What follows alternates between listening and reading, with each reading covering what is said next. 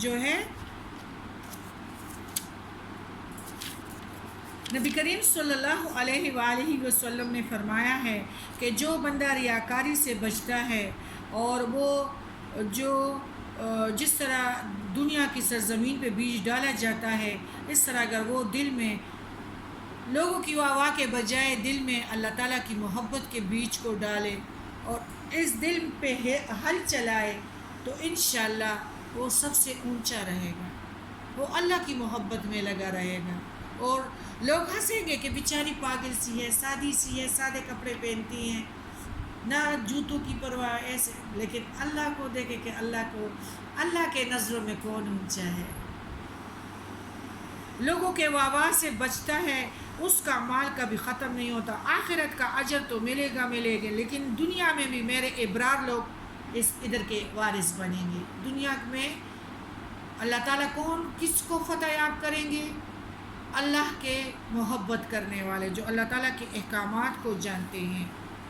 حضرت ابو ہریرہ سے روایت ہے، نبی کریم صلی اللہ علیہ وآلہ وسلم نے فرمایا، ایک دفعہ ایک آدمی صحرا میں چلا جا رہا تھا. اس نے ایک بدلی سی ایک آواز سنی، فلاں کے باغ کو سیراب کرو. پس بادل کا یہ ٹکڑا الگ ہوا اور اس نے اپنا پانی ایک سیاہ سنگلاہ زمین پر برسا دیا. پس ان نالوں میں سے ایک نالے نے سارا پانی اپنے اندر جمع کر لیا اور پانی چلنے لگا. یہ شخص بھی اس پانی کے پیچھے پیچھے چلا. آگے جا کر ایک مقام پر دیکھا کہ ایک آدمی اپنے باغ میں کھڑا اپنے کسی اوزار سے اپنے باغ کو پانی لگا رہا ہے. اس نے اس سے پوچھا، اللہ کے بندے، تیرا نام کیا ہے؟ اس نے وہی نام بتایا جو اس نے بدلی سے سنا تھا. پس باغبان نے اس سے کہا، اے اللہ کے بندے، تو میرا نام کیوں پوچھتا ہے؟ اس نے کہا، میں نے اس بادل میں جس سے یہ پانی یہاں بہتا ہوا آیا ہے ایک آواز سنی کہ فلاں شخص کے باغ کو سیراب کر، اور یہ وہی نام ہے جو تو نے اپنا بتلایا ہے. تو اس باغ میں ایسا کون سا عمل کرتا ہے کہ تیرے باغ کی سیرابی کے لیے اللہ نے بادلوں کو حکم دیا؟ اس باغ والے نے کہا، جب تو یہ کہہ رہا ہے تو میں بتا دیتا ہوں کہ میں اس باغ کی پیداوار کا اندازہ لگاتا ہوں اور اس میں سے تیسرا حصہ صدقہ کرتا ہوں، تیسرا حصہ میری اور میرے اہل و عیال کی خوراک ہو جاتا ہے، اور اس کا تیسرا حصہ اس باغ پر دوبارہ لگا دیتا ہوں. دوسرا حصہ اس کا تیسرا حصہ صدقہ کرتا ہوں. اس حصے سے کیا پتہ چلتا ہے؟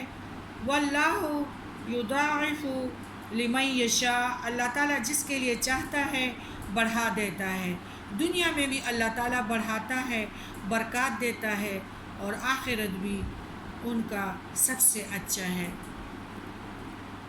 خریم بن فاتق رضی اللہ تعالیٰ عنہ فرماتے ہیں، رسول اللہ صلی اللہ علیہ وآلہ وسلم نے فرمایا، جو شخص اللہ کے راستے میں خرچ کرتا ہے اس کے لیے 700 گنا اجر لکھا جاتا ہے.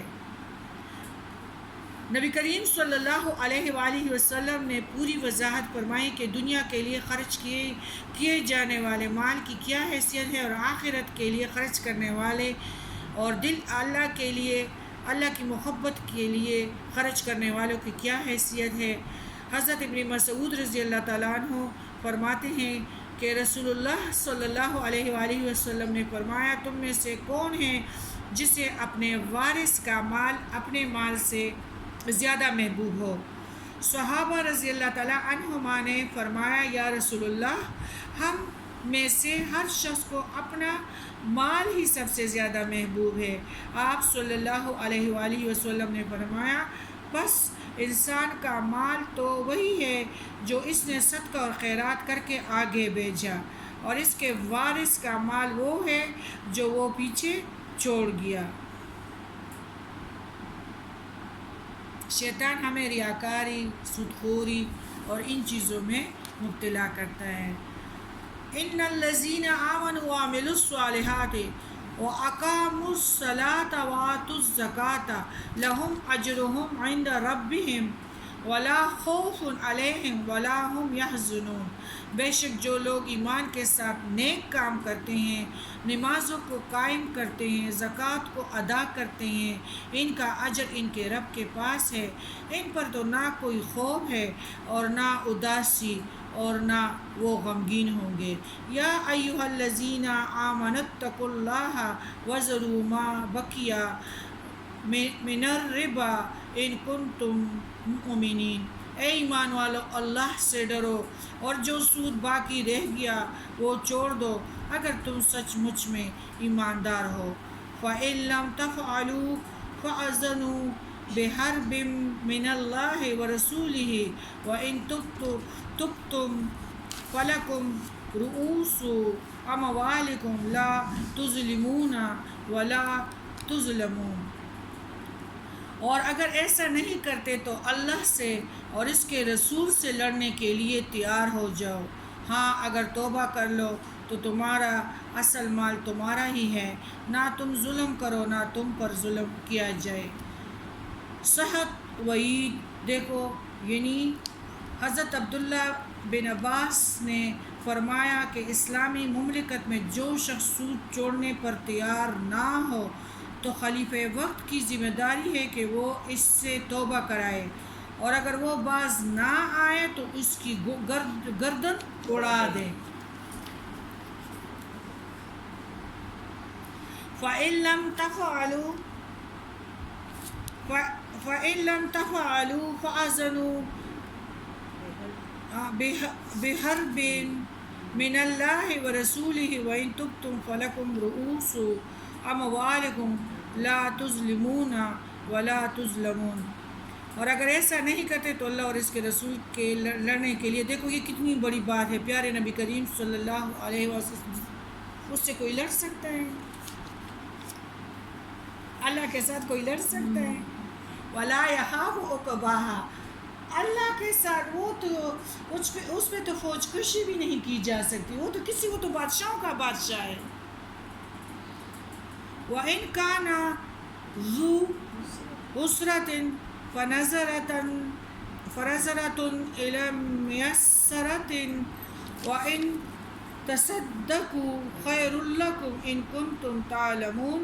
اور اگر کوئی تنگی والا ہو تو اسے آسانی تک مہلت دینی چاہیے، یعنی جتنی وہ تم دو گے نا مہلت تو وہ والا تمہارے لیے آٹومیٹکلی صدقہ ہے، تمہارے اولاد کو برکت دی جائے گی، تمہارے گھر میں سکون آ جائے گا، تم جس سے محبت کرتے ہو اس کی طرف سے بھی تمہیں سکون کی خبریں ملے گی، اور جو تم سے محبت کرتے ہیں وہ تمہارے محبت میں اور شدید ہو جائیں گے۔ کوئی بندہ قرض دار ہے، اس کو تم مہلت دے رہے ہو نا، تو یہ تمہارے لیے آٹومیٹکلی صدقہ ہے، اور اتنا زبردست صدقہ کہ زمین اور آسمان والے تمہارے خدمت میں لگ جائیں گے، تمہارے دوست زیادہ ہو جائیں گے، اور آسانی تک مہلت دینی چاہیے، اور صدقہ کرو تو تمہارے لیے بہت ہی بہتر ہے۔ اور اگر تم میں علم ہو، علم کس چیز کو کہتے ہیں؟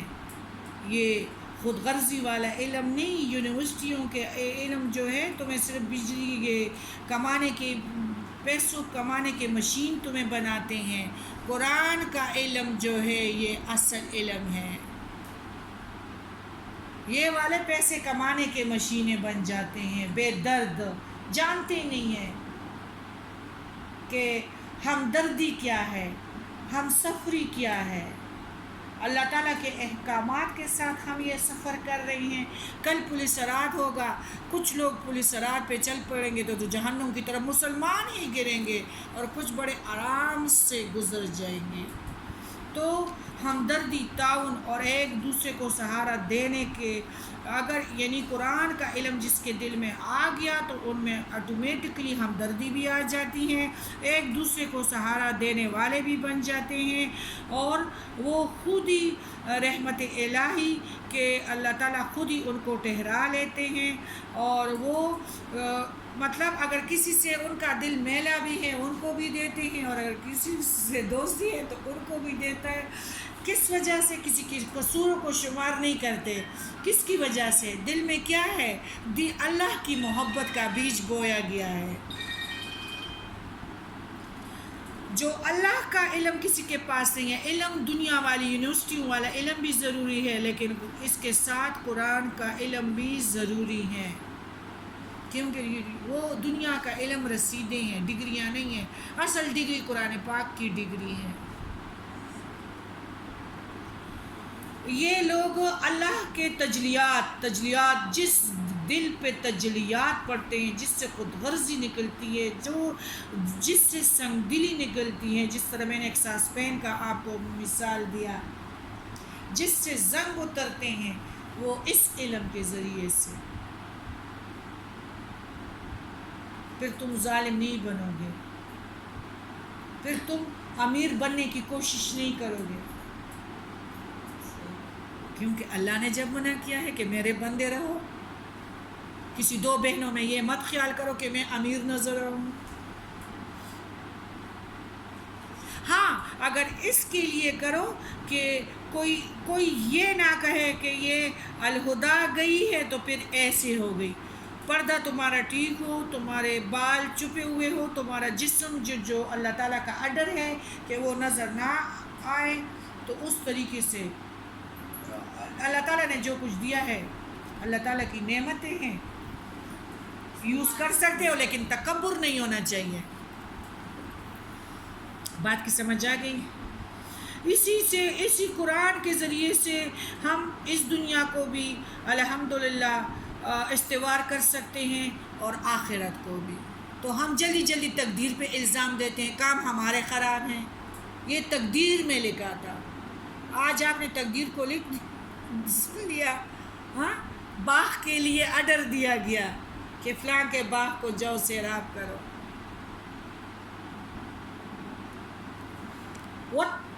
وَاتَّقُوا يَوْمًا تُرْجَعُونَ فِيهِ إِلَى اللَّهِ ثُمَّ تُوَفَّى كُلُّ نَفْسٍ مَا كَسَبَتْ وَهُمْ لَا يُظْلَمُونَ۔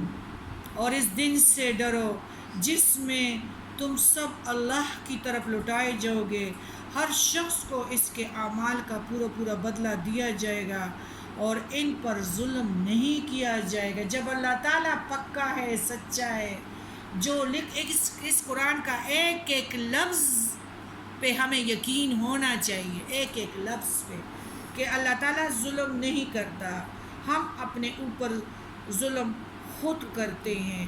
جب اس دنیا سے جائیں گے، اگر ہم نے اللہ تعالیٰ کی پسند کو پسند کہا تو انشاءاللہ وہ ناجائز کرنے والا نہیں ہے۔